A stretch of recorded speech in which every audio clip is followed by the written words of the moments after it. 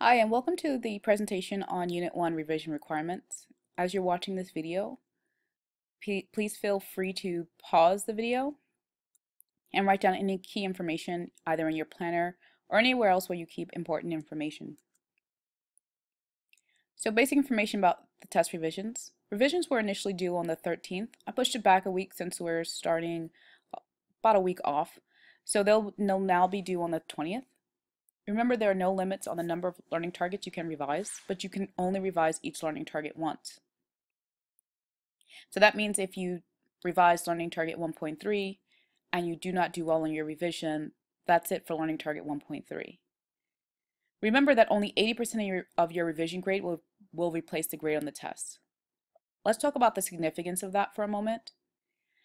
If you score a 100% on your revision, that means that I will replace your grade for that learning target with an 80%.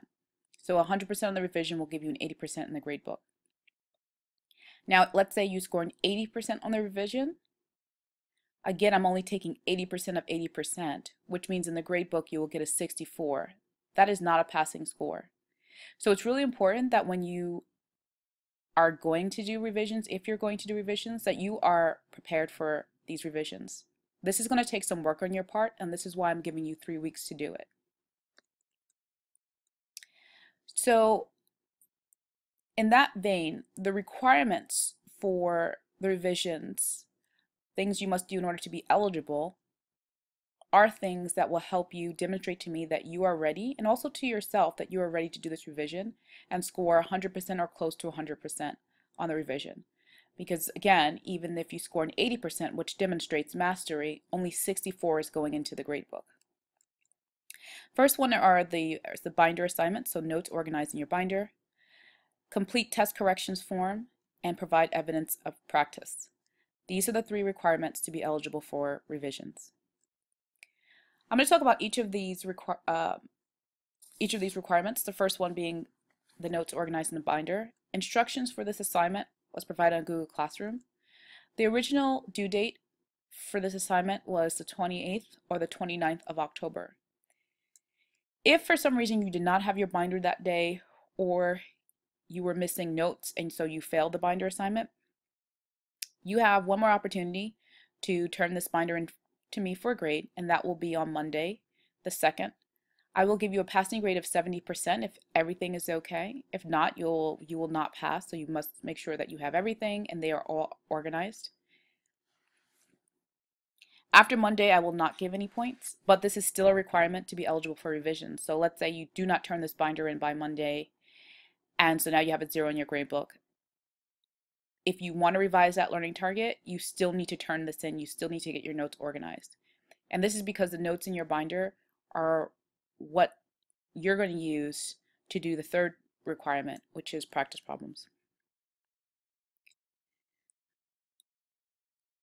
Also, you're going to use the notes in your binder for the 2nd requirement, which is test corrections.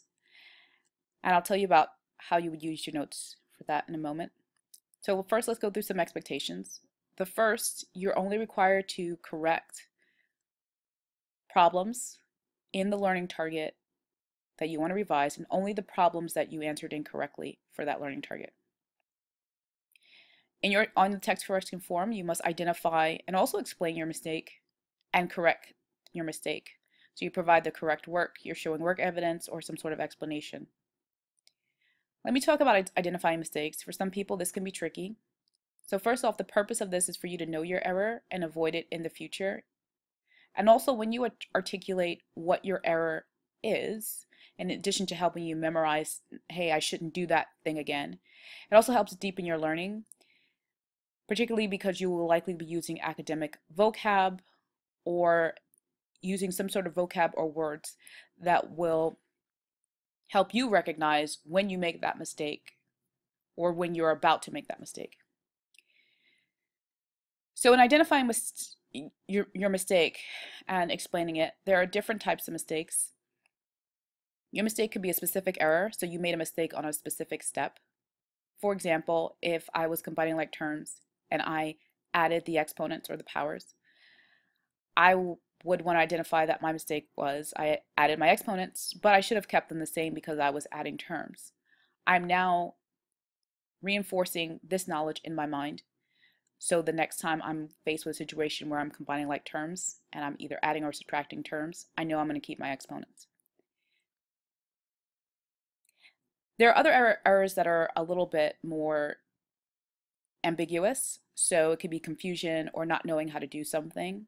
And so in that case, you would say something like, I did not remember how to find the A or the greatest common factor, or I did not know how to find the A or the greatest common factor. But in order for you to demonstrate to me that you now know how to do what you did not know or what you were confused about, you're going to need to provide correct work, and it needs to be detailed. It cannot be a rush job. Here you want to show steps when there are computations. If the problem does not have a computation, you must explain how you solve the problem. And I'm going to show you an example of that.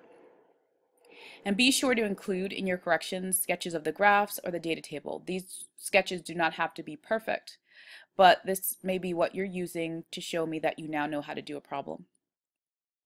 So I'm not just guessing that you know how to do it. So let's take a look at an example here. We have two examples. The first one is question 1. This one was a case where there was a specific error.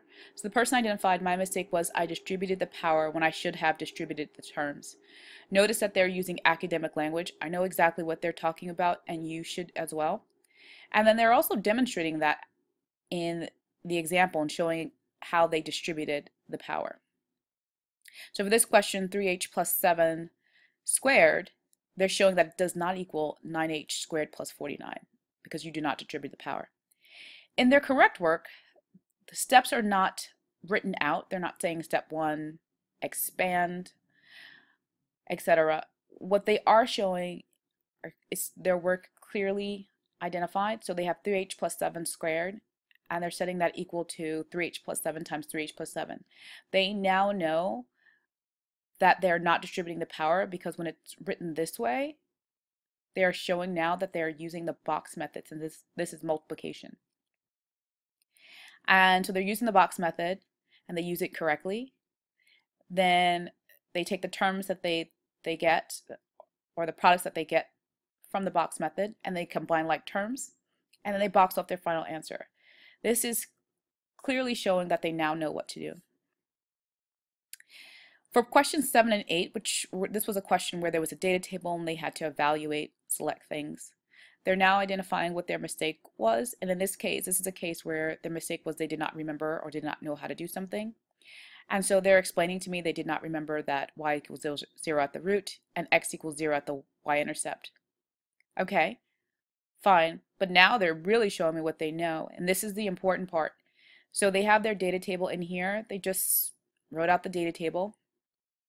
They've identified what the roots are and what the y-intercept is, and they color coded, so that's helpful, but you don't have to color code as long as you're clearly pointing out what are your roots, what's the y-intercept. They're discussing how they found the roots. Notice what they say here. I found the roots by looking in the f of x or y column for 0, and they're showing what they know. I know these are the roots because y coordinate is 0. Similarly, for question number 8, they do a very similar thing. In this case, this one's for the y-intercepts. So I now know that this person knows how to do this problem, and I'm confident that in their practice they can demonstrate similar knowledge. So now we move to the final one, evidence of practice. In order to make sure that you are particularly prepared for the revision, you need to do practice problems, and at least 5 practice problems, similar to the questions in the learning target you entered incorrectly. If there's a case where a learning target has different types of questions, do at least 2 similar problems for each type of questions. So what does that mean? Let's say that in a learning target there were a total of 3 questions. You answered 2 of the 3 incorrectly. And those 2 questions that you entered incorrectly are different types of questions. You are going to pick or find 2 questions in your notes or in the practice packets I gave you before that are similar to each of those two questions. So that's 2 questions for one type of problem and 2 questions for another, and give you a total of 4 practice problems. So this is where the notes come in. You can use your note packets or any of the practice packets I gave you before for the test, but the notes should be sufficient to find enough practice problems to do. Even if you did the practice problems before, do them again. And you're going to do them on a separate piece of paper, either in your composition book or you can show me on loose leaf. So now finally, when can you do revisions?